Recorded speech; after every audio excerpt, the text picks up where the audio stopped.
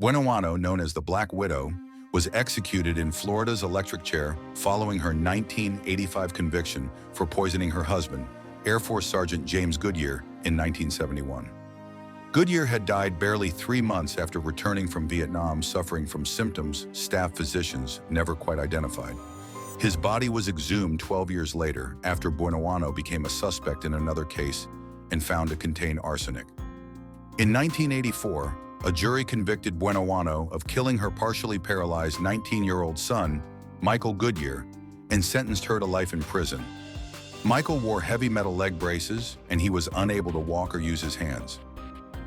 On May 13, 1980, Judy took Michael and his younger brother James canoeing on the East River. Sadly, the canoe capsized.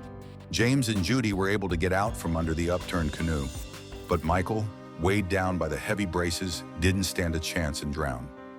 In 1984, a jury convicted Buenoano of attempting to kill her boyfriend, Pensacola businessman John Gentry, and sentenced her to 12 years imprisonment.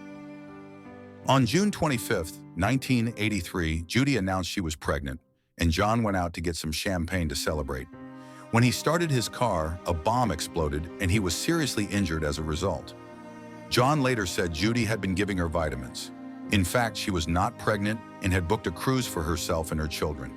She had also recently been telling her friends that John had a terminal illness.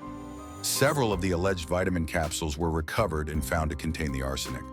She collected more than $240,000 in insurance money from the deaths of her husband, a son, and a boyfriend in Colorado, but was never prosecuted. Insurance benefits were also the motive in each of the Florida cases, which resulted in conviction. Buenoano never admitted any of the killings. Buenoano was the first woman executed in Florida since 1848, and the third executed in the United States since the reinstatement of the death penalty in 1976.